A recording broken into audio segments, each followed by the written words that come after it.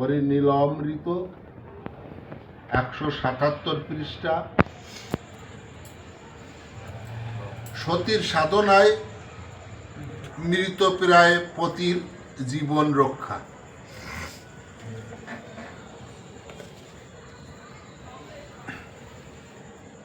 রাজনগর নিবাসী উদয় পাগলা মরেছিল, প্রাণ পেল হলো হরি বলা। সান্নিপাত জ্বরে বিকার বৃদ্ধি হলো, তাহার রমণীকে দেশি দামে চলিল। শ্রী হরির চরণে ধরি করে হাহাকার, শ্রী মধুসূদন হরি রক্ষ এইবার। স্বামী মোর জ্বর রোগে মূর্ছাগত হয়, আছে কি মরেছে প্রাণে না জানি নিশ্চয়। এই যে রাজনগর নিবাসী উদয় পাগলা, এ সান্নিপতি জ্বরে একে আক্রমণ করেছে। এখন তার মৃতপ্রায় অবস্থা। এমতো অবস্থায় তার স্ত্রী বাড়ি থেকে কান্না করতে করতে সীতামোড়াকান্দির উদ্দেশ্যে রওনা হয়েছে। যে ঠাকুরের পায়ে প্রণাম করে বলছে, ঠাকুর রক্ষা করো এইবার মরে, মোর স্বামী পাশে কিবা মরে। স্বামীর জন্য স্ত্রীর কত টান।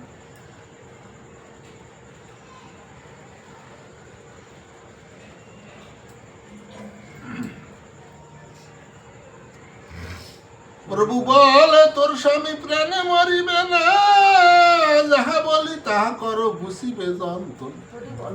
বাড়ি গিয়ে ফেলে দে হাতের শাখা চুড়ি, সাদা বস্ত্র পরে তেজে লাল পেড়ে শাড়ি।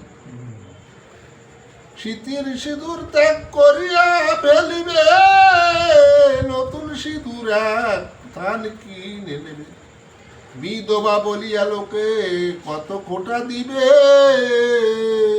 রঙ্গ ব্যঙ্গ করে তোরে কত মন্দ কবে। তাহলে বুঝিবে তোর বৈধব্য যন্ত্রণা, এইরূপ করিলে তোর স্বামী মরিবে না। দেখো ঠাকুর কি বিধান দিল। তুই বাড়ি যা, বাড়ি যে তোর এই শাড়ি টাড়ি ফেলে দিয়ে থান শাড়ি পর, হাতের শাখা চুড়ি ফেলে দে, তুই বিধবার সাজ ধর। কিন্তু তুই এই বিধবার সাজ যখন ধরবি, তোর পাড়ার লোকে, তোর প্রতিবেশীরা তোকে বিভিন্ন রকম মন্দ কথা বলবে, কিন্তু সেগুলো সহ্য করে তুই যদি এই বেশ ধরতে পারিস, তাহলে তোর স্বামী বেঁচে যাবে। ঠাকুরের বিধান। সিঁদুর গুলিয়া ভাল তৈলের মিশ্রণে, স্বামীর বৃদ্ধ অঙ্গুলি নখে মাখিবি যতনে। লাল পেড়ে শাড়ি কানা করো পরিধান, ভুল নাহি করো সদা থেকো সাবধান। মানে আমি যে যে বিধান বলে দিলাম, এই বিধানগুলো মেনে তুমি করো, কিন্তু ভুল করলে সাবধান, তাহলে তোমার পতি বাঁচবে না। পতিব্রতা স্বামী আর পতিব্রতা স্ত্রী, তার পতির বিরহে সে উন্মাদের মতো হয়ে যায়, সে স্থির থাকতে পারে না। তাই সে যদি পতির জন্য আগুনের ভিতর প্রবেশ করতে হয়, সে নারী আগুনে প্রবেশ করতে পারে। আমাদের মতো বউদের মতো জাটা নিয়ে লাফায় পড়ে না।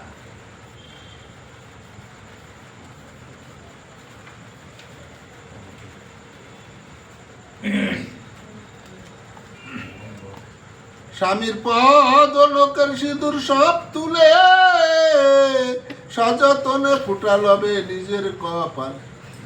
এই কার্য সম্পাদন করিবে যখন, পরমাত্র স্বামী তোর হইবে চেতন।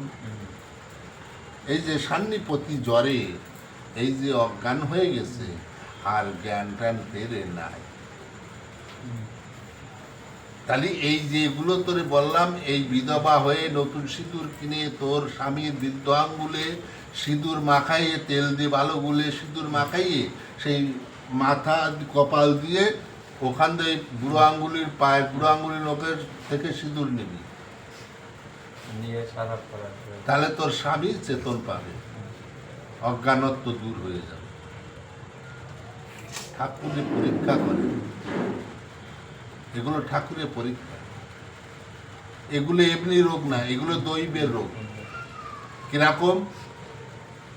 যেমন আমার দশরথ, লোচন বদন, মৃত্যুঞ্জয়, গোলক এদের দিয়েছে, তারকের কোনো রোগ নাই, ঠিক আছে? গোলক পাগলের পেট এত গরম হয়ে যেত, 8 খান 10 খান গামছা দিয়ে বেঁধে তারপরে 5-10 জল ঢেলে দিল, আগুন বেরোতো গামছা দিয়ে।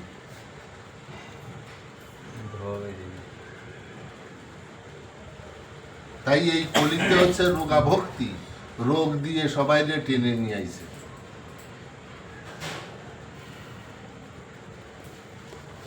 সব লোকে দেখে শুনে গলি গুনিল প্রমাদ, সবে বলে বিধবা হইতে ওর সাথ। এখন ওই গ্রামের লোক ওই দেহে কয় ওর স্বামী মরে নাই, তবুও দেহ বিধবা শ্বাস পড়েছে, ওর বিধবা হওয়ার বড় শখ।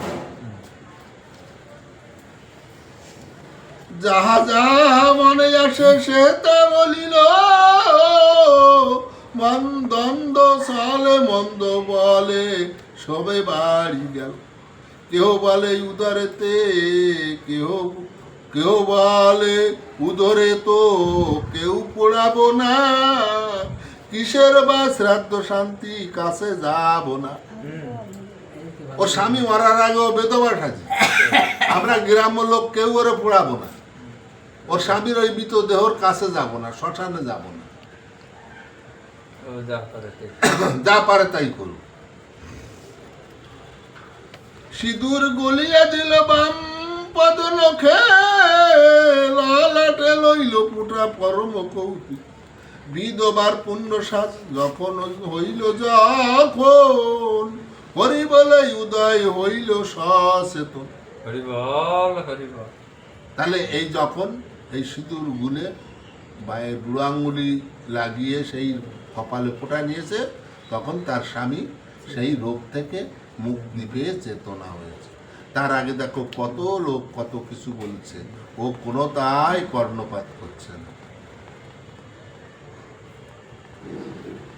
সব লোককে দেখে শুনে অবাক হইল, বন্ধু কি নিন্দুক সবে এসে প্রশংসিল। দেখেছি, এটাই হইছে আমাদের মানব জাতির ধর্ম। হ্যাঁ, যখন বিধবার সাজ সেজেছিল তখন কেন কি বৃত্তান্ত তা না জেনে তাকে বিচ্ছিরি ভাষায় কথা কথা কত কিছু বলেছে। আর এই যে এই কর্মক্রিয়া ঠাকুর যা বলেছে করেছে, হ্যাঁ, করার পরে ওর স্বামী তো বেঁচে গেছে। যখন বেঁচে গেছে তখন গ্রাম্য লোক, পাড়ার লোক এসে ওর বইয়ের প্রশংসা করছে।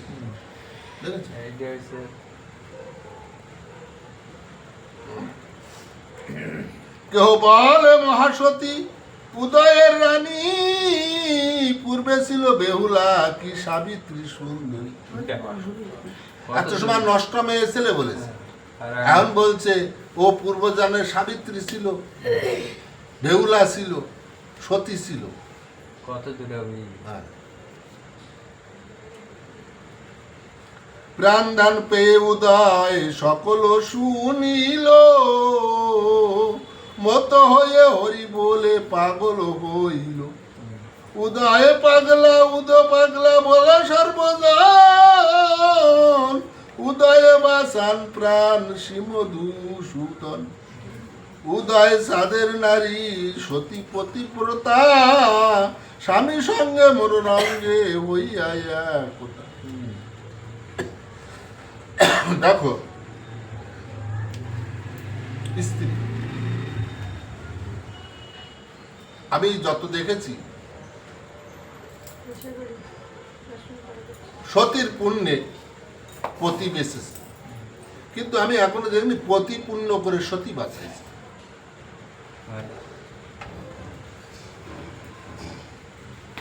বুঝলে?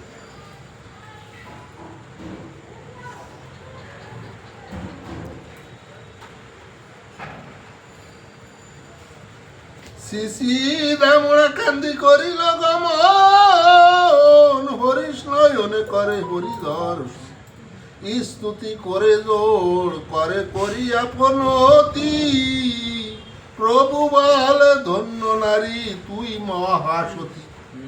স্বামী যখন বেঁচে গেছে তখন স্বামীরে নিয়ে ওড়াকান্দি গেছে ঠাকুরের কাছে, যে ঠাকুরের সামনে জোড়হাত করে দাঁড়াইছে। জোড়হাত করে যখন দাঁড়াইছে ঠাকুর বলছে তুই তো মহাসতী।